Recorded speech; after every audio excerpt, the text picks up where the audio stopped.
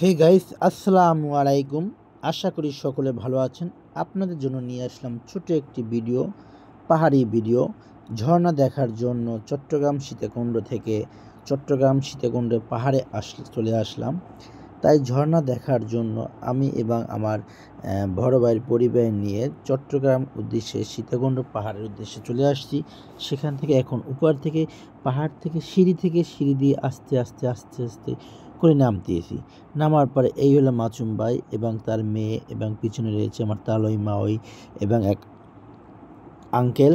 তাদেরকে নিয়ে আমরা ধীরে ধীরে হাঁটতেছি এবং সিঁড়ি দিকে আস্তে আস্তে আস্তে আস্তে আস্তে নামতেছি এবং আপনাদেরকে কিছু একটি শেয়ার করতেছি। আসলে ভিডিওটা এত সুন্দর বা এত পরিবেশটা এত ভালো লেগেছে পাহাড়ে উঠে, যে আসার পর যে আসলে খুব সুন্দর, যে এখানে আসার পর দেখাচ্ছি যে খুব মজাদার ভিডিও বা মজা হচ্ছে।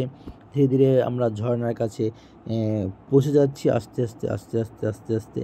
তাই আপনাদেরকে শেয়ার করতেছি। যদি ভিডিওটা ভালো লেগে থাকে মাঝে একটু শেয়ার করে দিবেন এবং গঠনমূলক কমেন্ট করে দিবেন। যে আসলে ওই পিছনে আঙ্কেল আছে, সেও মোবাইল নিয়ে ভিডিও করার জন্য ব্যস্ত আছে। আসলে এত সুন্দর পরিবেশ, ওই ভাবি আসতেছে, এত সুন্দর পরিবেশ দেখে মুগ্ধ হয়ে গেলাম। যে এত সুন্দর পরিবেশ পাহাড়ি অঞ্চলে, পাহাড়ের ভিতর থেকে ধীরে ধীরে পাহাড় থেকে আমরা নিচে নামতেছি, এটা আসলে একটা বিশ্বাস করার মতো নয়। এটা আসলে যারা আসেনি এই শীতকালীনে পাহাড়ে, বা তারা আসেনি, তারা শেয়ার করতে পারবে না, কখনো বুঝতে পারবে না যে আসলে আমরা কোথায় চলে আসতেছি। বাংলাদেশে পাহাড়ি অঞ্চলের ভিতরে অন্যতম একটা জায়গা হলো চট্টগ্রাম এবং সীতাকুণ্ড এবং খৈয়াচড়ি ঝর্ণা আছে এবং অনেক পাহাড় রয়েছে। এখানে অনেক মানুষ, শুধু আমরা আসিনি এমন নয়, অনেকেই এসেছে যারা হাসতে হাসতে নেমেছে, কষ্ট কষ্ট করতে আবার উঠিতেছে আর বলতেছে যে যান, যাও গেদুরা যাও, গেলে টের পাবা না যে কত দানে কত চাউল ঠেলা সামলাবা। তাই আমরা যাচ্ছি আসলে আপনাদেরকে একটু শেয়ার করার জন্য, এবং এই জন্য চলে আসলাম। যে যদি ভালো লেগে থাকে ভিডিওটা অবশ্যই শেয়ার করবেন। এটা একটা খালের ভিতরে ভিডিও করলাম, তাই একটু সব কিছু মিলিয়ে শেয়ার করতেছি যে আসলে আপনাদের কেমন লাগে। মাসুম ভাই আস্তে আস্তে নামতেছে, পাশে আঙ্কেল আছে, আমি একটু ছবি তুলতেছি ফাঁকে।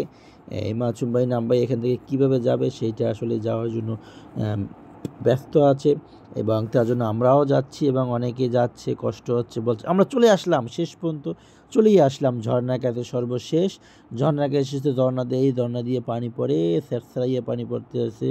তাই পানি দেখে তো মুখে কী একটা আনন্দ উতলাই উঠছে মনের ভিতরে দেখে তো আর মাথায় রাখার মনে হয় যে লাভ দিয়ে নামিয়ে যায় ঝর্ণার ভিতরে। কিন্তু কাপড় চুলাই নাই এবং পানি একটু ঠান্ডাও আছে, যেহেতু শীতকালে এই দিন আর নামাটা হইতে আছে না।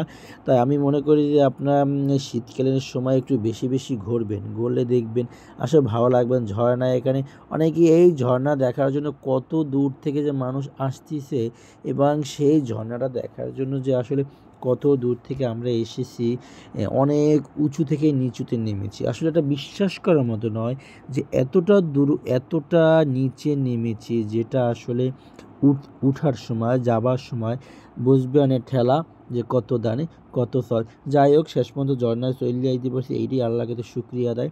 পানি পড়তেছে স্যারসেরাইয়া, দেখে তো খুবই মনের ভিতরে উতল পাতল করছে। মনে হয় নামে একটা ডুব দিই, যেহেতু ঝর্ণার পানি কাপড় চোপড় নিয়ে নেয়, তার জন্য সেটা সম্ভব হয় নাই। তার জন্য আমরা আসলে একটু শেয়ার করলাম আপনাদের মাঝে। যদি ভালো লেগে থাকে, এবং আমার এই মাসুম ভাই ছবি তোলার ব্যস্ত, তারাই ছবি তোলার ব্যস্ত, আমি একটু